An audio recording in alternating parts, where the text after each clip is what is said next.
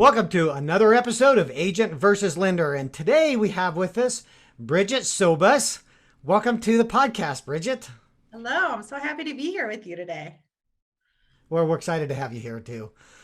Thanks. Bridget is actually part of a mastermind group that I belong to, and I've been really impressed with some of the things that she talks about and that she's helped so many of us with. And so I've invited her to talk to each of us about what she does. And so she's a professional coach. She's a consultant. She's an international speaker, and she talks to us about getting out of our own head. Is that right, Bridget? Yes, a lot of the things that I practice are supporting people on letting go of emotional baggage, which could be anger, guilt, sadness, fear, and that negative self talk. So, the negative self talk being like, I'm not good enough. I don't know enough. They're going to leave me. How can I ask them to purchase this from me? And I call that voice the itty bitty shitty committee. So I love supporting people on squashing that negative self-talk, telling the itty bitty shitty committee to take a back seat and letting go of negative baggage. I know firsthand for myself, I would hold on to anger for, I felt like for eternity. And it would just carry on with me like a ball and chain. And if I started telling you a story about an incident I had anger around, it would be like I would be reliving it, if not even worse. So I like to Yeah, support I people on letting that stuff go. yeah I know a lot of people that hang on to things like years. I mean, something happened to him. Yeah, and I think of people that had something happen to them in high school, and they're still holding on to that. It's just like that thing has just grabbed onto them, and they can't let it go, and it affects their entire life. Yeah, and it's even, like there's times when, we're in a romantic relationship and it's not going very well. And then we move on to another one. And then the same thing is happening. And then we're going to a different one. And it's like our patterns and behaviors continue to follow us. And it's even the same thing with a job or a career. We could be moving from job to job, career to career, and we're still experiencing the same emotions, behaviors, patterns. And it really is because it's all in an unconscious level and we're not even aware of it. So when you brought up that people are holding on to things from high school, we could be holding on to things even when we were a child, like 3 or 4 years Right. old, and we're not even realizing it because it's so embedded in our unconscious mind. So I support people on reframing their unconscious mind so they can start letting that go and start having more freedom in their minds. Sure. So we're going to get into that here in just a little bit more, but just tell us a little bit about you, how you got into this. It just seems Yeah. like it's not something that everybody like aspires to be. Not that they don't want to aspire to be a coach or an international speaker, but just seems like a little odd, a little nichey kind of work that you do. So how did you get into that? So I got into it. My background is a salon industry. I started my career out as a master certified hair colorist and was making six figures in that industry. And I was working in a salon about 16 years ago, and I thought, if this guy can own a business, there's no reason why I can't. I'm sure many people have thought that working for small businesses or corporations. And then I ended up buying the salon that I was working at. And then I quickly learned that I had no idea how to run a business either. And I was taking my six-figure paycheck and putting it back into the business to keep it going. And I just became a big hot mess, just like the other guy was.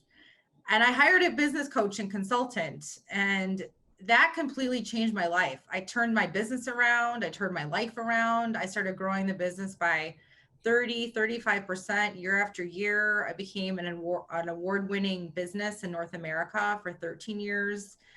And because of that work, I decided to become a coach and consultant and help other small business owners and entrepreneurs run successful businesses. And then I've done a lot of transformational work with coaching, became a certified coach in 2012. And then I was introduced to the work of NLP, which is neuro linguistic programming, and timeline therapy and hypnotherapy. And that was like, for me, that was like I flipped the switch, because over the years, like I knew the concept of like being able to choose your thoughts and your patterns, like telling it to be quiet, choosing this over that. But there was something that was not clicking with me, where it was still that negative baggage and negative self-talk kept running my show. So then I got certified in NLP and timeline therapy and hypnotherapy, and it has completely shifted and changed my life. Like even the results I've been getting with my clients, I'll have 8 hours of sessions with them, and just the other day, I did a video testimonial with one of my clients, and she's like, because of this work I'm doing with you, I'm able to be a better leader with my team. Like I've been able to get rid of those emotional baggage. So that is how I got into this field, was because of experiencing the work and just loving it so much and how much it impacted my life. And I want to support other people to do the same. Yeah, I always find that it's always interesting to hear somebody's story, because how they get into a business often is because of past stuff, something that they've experienced, or something that's helped them, or something that they don't want, something that or something that they don't want to happen to other people, like that's happened to them. So thanks for sharing your story. That's pretty awesome. Yeah. And on a vulnerability aspect, I mean, I went through some pretty, I during owning a successful business, I found myself going through a really nasty divorce, which led me to becoming personally in debt of over $1 million. And then I got breast cancer. And then it was just, I Wow. feel like it was like one thing after another. And that's kind of what also put me kind of in a spin of having like some depression and sadness. And like my itty bitty shitty was like running the show. How did you marry somebody like that? How could you have let that happen? And because of the work that I practice now, I've been able to let that go. And it's just something that happened. And you can reinvent yourself at any age, and love your life and have it by design versus default. I find that people that are successful. So when you had a successful business, it didn't start out that way. Just like you said, you were taking your paycheck and you were putting it back into the business to keep it afloat, and there was a lot of learning. Just because you were great at what you didn't mean you were going to be Oh, great at running a business, and you had to learn that. And you yeah, did, but there was a lot of hard times you went through. And so to get to where you are now, you went through a lot of other hard times. And so if people are listening to this and they're going through hard times, man, it's just like, hang in there. I've got my own story. I'm not going to share it right now, but we have our own story about how we got to where we are, but how we got there is what makes us who we are today. Is that right? exactly. Yeah. It's learning from the lessons and not having the lessons be a death sentence. It's not like it doesn't ruin your life. It's just everyone has breakdowns, whether they can be small, little ones, or they can be huge, like getting cancer or filing bankruptcy. Like I held on to a lot of shame because of the bankruptcy thing. Like my business was not bankrupt. It was my life, because there were just like things going on behind my back that I had no idea. And we owned two properties that the mortgages weren't getting paid on. And it just was like one thing rolling after another. So I was like, I had recommendations from attorneys, family, mentors, like you have to file bankruptcy. And I was like, I'm going to lose my business if I do that. And ego got in my way. I did file was working on buying my own business back from a trustee. It it was a lot at the time, but it was a huge learning lesson for me. And now I can share it with other people and my lessons on going through that and giving advice. So, Well, good. Well, I'm thanks for sharing your story because it's not easy for people to be vulnerable and share those things that like you said, that's kind of shameful, you know. And I think we all have those things in our life. So, yeah. and I think when you say you had a couple properties, those of us that are in the real estate mortgage industry, we see that a lot, and so we can that resonates with us. Yeah. So tell me a little bit about. So tell me about your business. Tell me about what can you do to help us. What is it that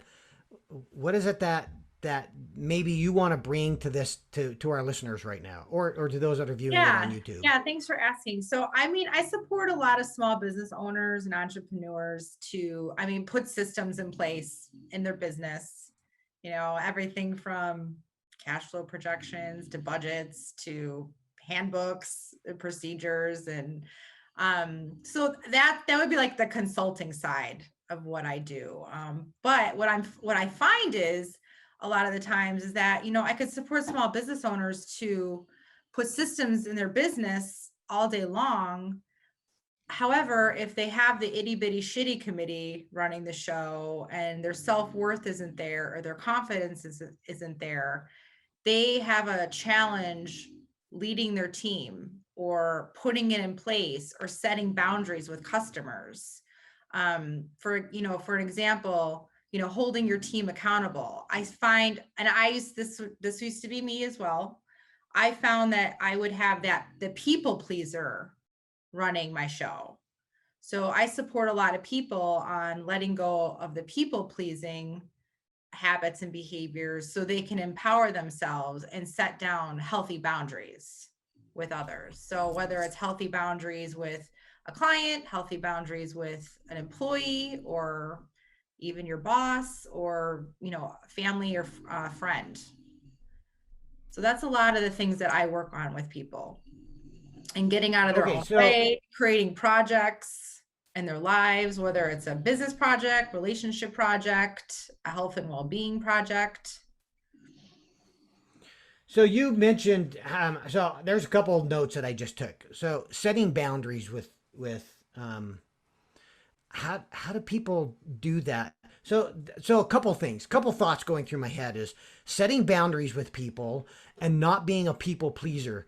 So the problem that I see with that is a lot of people will view that as, well, now I'm the bad guy. It's just like, you think of that boss that is just all about business and is not about the customer or not about the employee.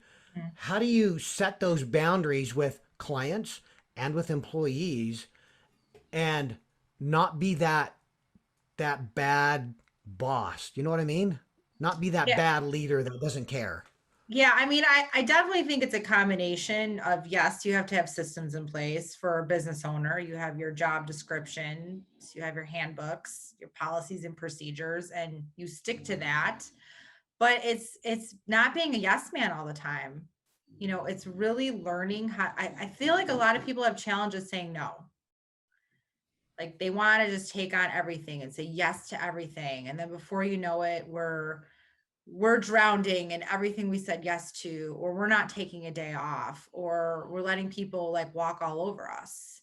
So it really is making those decisions. Like no, and saying no can be a complete sentence.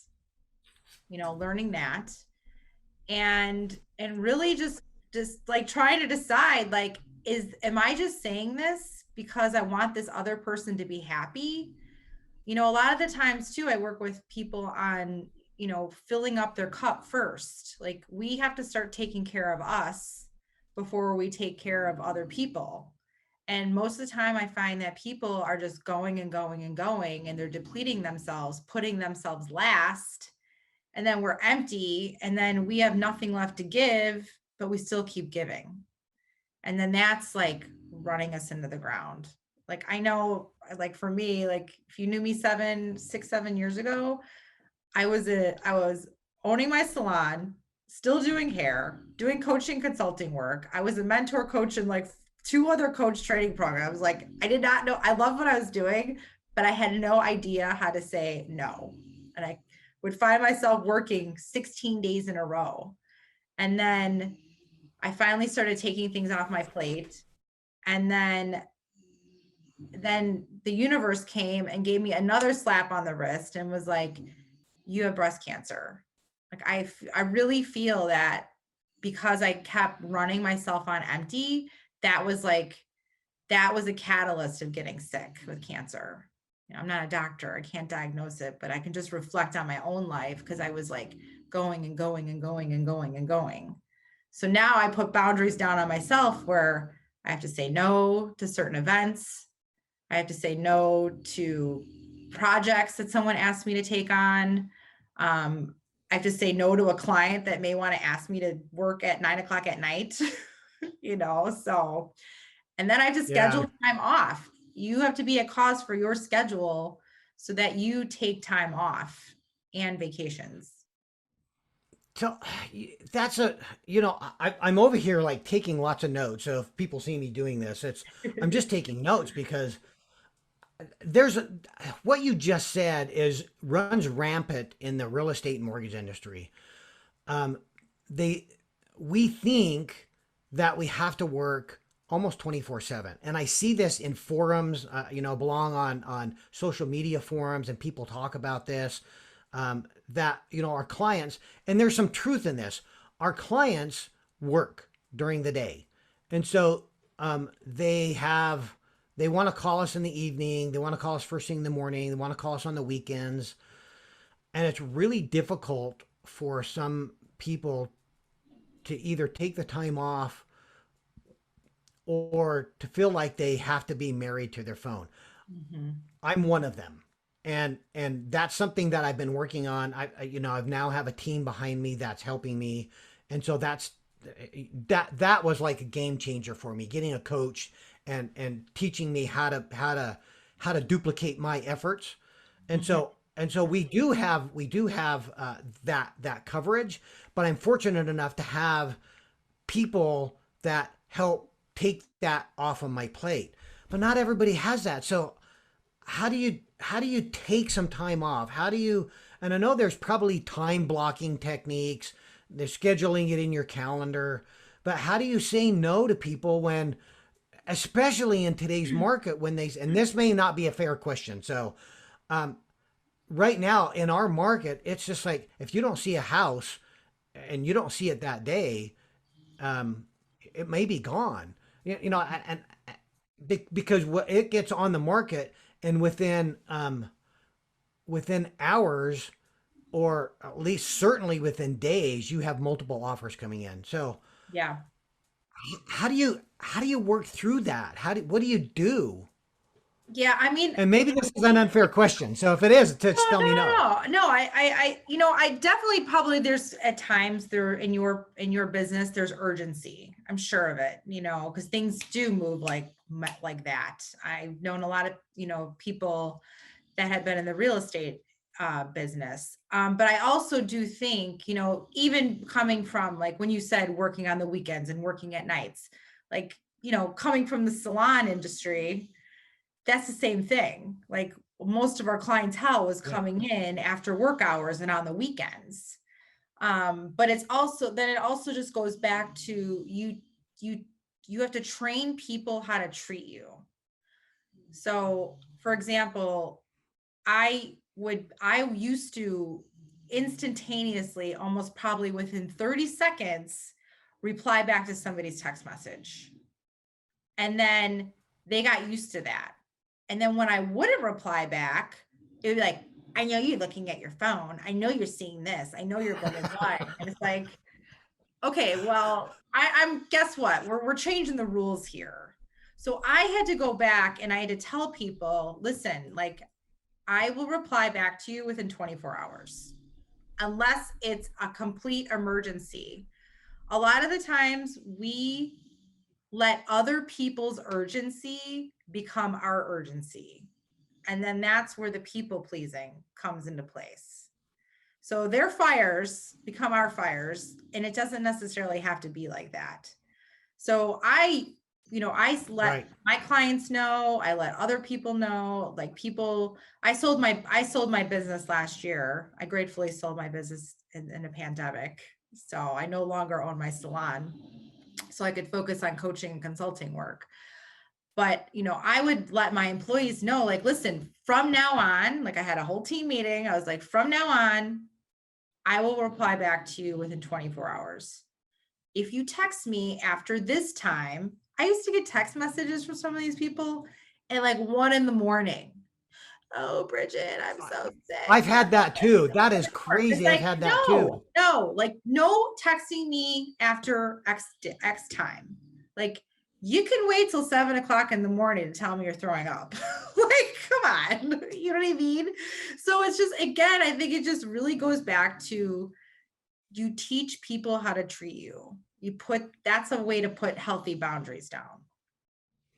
That's a good, not only for business, but that's a good thing in relationships. My wife has told me and our kids and other people that same exact thing. It's just like, well, this person's doing this, and she said, well, you've taught them that it's okay to do that. Mhm. And so in relationships, it's the same thing. It's just like you treat people like, for an example, like I still open the door for my wife in the car, but she taught me that. And the reason why is because when we were dating, she wouldn't get in the car. She stood by the door. And if I got in, she would just look at me, and I would laugh, and I'd go around, and she still does it. And so if I don't go open her door, she just stands by the door. And there's I love exceptions to your that wife. rule. I love her. I know she's awesome. There's exceptions to that rule. Like if it's raining or something, I just go, I'm not going to open your door because I don't want to be soaked. Yeah. Okay, that's fine. So Oh, it's certain things that you do that train people how you're going to act and what your expectations are of them. yeah. And so it doesn't Yeah. matter whether it's a relation, personal life or business life. It's the same thing. So like to your point, I got some texts and phone calls at midnight, 1 o'clock in the morning. And so my phone is not in my room at night anymore. Okay. I know I can turn off notifications, but it's not in my room. Um, so if somebody texts me or calls me at night, I have you can turn notifications off, and so I do that. But still, I don't have it in my room. I don't hear it. You can't get hold of me after a certain amount of time, or until a certain time in the morning. So, um, That's so so that's a real I love yeah. chivalry is not dead. I love when I hear that. Well, it's just yeah, and it's so great. Like some of these behaviors and patterns that we all do, they're so, like I said, it really is on an unconscious level, and we're not even aware of it. Like, and we have these like automatic ways of being too. Like if you knew me years ago and you came to me with a confrontation, I would probably, number one, I'd ignore you, or I would become super defensive and want to rip your head off, or I would start crying because I wanted you to feel sorry for me. And I'm going to tell you, a lot of this stuff, when people act like that behavior, it can even be generational. Like, I don't know if any of you have grown up in families where that was like the norm. Like I would see my grandparents ignoring each other, and then it just goes down generational on how they would treat each other and like shun each other. Yeah, So it gets so embedded in our, like, it's almost like it's embedded in our DNA, the way we right. like, react to things. And I'm for me, I'm like living proof that we can change all that. And I've been seeing it happen with my clients. I love that. I love that you come from a place of understanding when you're helping people, because you can truly say, I get it. I do. I understand where you're coming from. I've been there. but this is what I've done. This is how I got out of it, and this is how I can help you get out of it. So I love that you come from a place of, you hear of people that are born with that silver spoon in their mouth, those of us like me and you who were not, and we had to go through some hard times to get there. So I think that makes an amazing coach when then they can really have empathy and understand where somebody's coming from. Yeah, and I really believe that even people with what silver spoons in their mouth, perfect upbringing, we have our crap that we've gone through, right? Like you go Yeah. to high school and what happens there? We get judged by peers. It's all that peer pressure and you're heartbroken for the first time in your life. So it's life is interesting. And as we like Even people with through it, Yeah, even people that are born with spoons in their mouths, that silver spoon in their mouth, they have their own set of problems, and sometimes people are really shocked when they find out this person really does have a whole different set of problems than me. But we all have our stuff. I mean, we all have our stuff. yep, So, that's true. what? So, what would you tell people? So, if you were to leave somebody with a just a good um, a one thing, or maybe one or two things. What advice would you give to people of how to see that potential and how to get to the potential um, that is within all of us?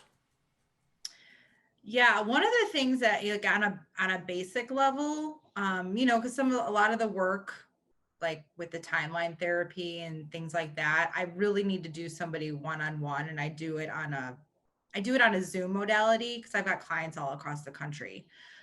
But on a really simple level, what I like to share with people is even just doing like a clearing exercise to get stuff out of their head. So I'm going to make this point very clear to everyone that's listening to this. This is nothing that you share with somebody else. You don't write this down and you do Good. not share it. You either put it away where no one else can see it or you burn it when it's done. Okay. So I want to make this clear. So it's in a letter that you write to somebody else. So, but it is kind of similar to writing a letter. So the clearing exercise it's really brain dumping, like you throwing up on paper, vomiting out like all those negative feelings, all those negative thoughts. Like throwing up, it can be like, excuse my French, but like an fu to somebody. You just write it all out, all the things you're angry about, all the things that you're mad about. You dump, dump, dump, dump, dump. And when you can't even get anything else out, that's when you're complete with that part. And then the second part would be just say like acknowledging, what did I learn? What am I grateful for in my life? You know, Mm-hmm. who I am as a better person? What's the lesson that this gave me? And then the third part is just gratitude, like having gratitude. What action are you gonna get into? What will you try that's different? Because one of the things I like to talk about with people is like getting outside of your comfort zone. One of the things I'm always like, okay, so what's the definition of insanity? It's doing the same thing over and over again and Looking expecting at different different results. results. So in a lot of Yeah. ways, we're all insane because we keep Yeah. doing the same Totally thing are. over and over again. And we don't get anywhere. So it's really just it's starting to shift your behavior, shift the way you're thinking about things. I'm always, I tell my clients to stop practicing noticing how they're feeling, and then from there start shifting, listening to somebody, understanding what they have to say, stop pausing. So many times we want to just we're ready to interrupt what someone is saying. So it's like, let that other person follow through on what they have to say. Pause, think about it for a few minutes, then share what you have to say. So it is, a lot of it is really slowing down too.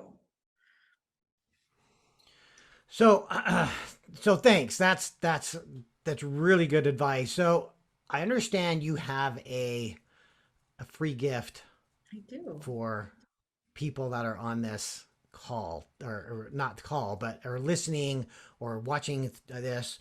And so for those of us that are, so tell us what that is, and we'll yeah, tell us what that free gift is. So my free gift is it's an ebook, and it's 10 ways to be your highest and best self. And it's, it really just goes and has a lot of practices on there for reminders on how to take care of you, fill up your cup, be more present. Because I don't know about you guys, but there's been times in my life when I'm not even able to enjoy the moment. I could be at the best party in the whole wide world, and my brain would be like thinking about the future or starting to worry about the future. Well, like practicing being present in the now and enjoying now, because we have one life to live. So it's 10 ways to being your best and highest self. So I'm all about people starting to practice to fill their cups up even more. And the happier we are and the more joyful we are, it's just going to be a ripple effect on the whole world. So I believe So we'll put a link. touch. Awesome. So we'll put a link if you go to agentversuslender.com, and you find Bridgette's podcast, which if you're listening to it this week, which will be the first week of June, I think is when we'll release this one. It'll be the first podcast that's on there. But we'll put a link in there, and we'll also put up a screen if you're watching on YouTube. We'll put a link there, and in the description as well. Wait, you just broke up a little bit, Ron. Can you say that again? You were breaking up on my side, so I'm not sure if it would be on your side on the recording. It's for some reason I've got a notification that my so for those that are listening, I apologize if there's a little bit of choppy sound, which is unusual. I've got a notification that right during the podcast that I was my internet's a little unstable, and so I apologize for that. Okay, so we're going to put a link to Bridgette's free gift on our YouTube channel and on our website at Agent versus Lender. So if you're watching on YouTube, go down into the description, and we'll have a link there. Brigette, if they don't want to do either of those, is there a good way for them to find this free gift? Yes, they can go to my website. So it's BrigetteSobus.com, BriggetteSobus.com. And anyone, I'm always welcoming people to personally email me if you have questions. So that would just be my first name, Brigette, Brigette, at BriggetteSobus.com. So yeah, feel free to email me. I love hearing from people. Awesome. So is that the best way if they want to talk to you and get some more information? Is that the best way to just email you? Yeah, I mean, you could text me as well. Should I give my phone number? It's my business if you would like to, that's up to you. I mean, people can always text me. It's not a secret phone number. So if you feel free to text me, 773-387-1826. That's 773-387-1826. And just let me know, where you heard about me from. And then so I can let Rod know as well. And I also do complimentary strategy sessions. So if someone's really interested and wants to find out more information, or if you want to get clear on what's been getting in your way and how to empower your thoughts, I absolutely do complimentary strategy sessions. Yeah, I would encourage anybody on this, take advantage of that. A complimentary, just because we all have, like we said, we all have our stuff, and we don't want it to get in our way of business, of relationships, of personal, of whatever. So take advantage of that. Give Brigette, text her, call her, text her, and then for sure go get that free gift. So if you text so much, me, I'll probably get back to you faster. Just being honest. Fair enough. Or email. Yeah, fair enough. Yeah. Either or, yeah. Okay. So Brigette, I appreciate you taking the time. I know you're busy, and so I appreciate you taking the time to spend a little time with us and to get to know you a little bit better. Well, thank you so much, Ron. It's been an absolute pleasure. I absolutely love what I do. So it's a passion of mine. So it was awesome to be on here and share my experiences and what I do. And I love the connection. So thank you. Awesome. So, and as usual, if you want to get hold of me or my team, you can give us a call at 801 628 7667. Oh, and if you like these, please go to Apple or our website and give us a review. We love the honest reviews. Of course, we love the 5-star reviews. So if you give us a review, we would love that as well. So that will bring to close another session of Agent versus Lender, and we'll catch you next week.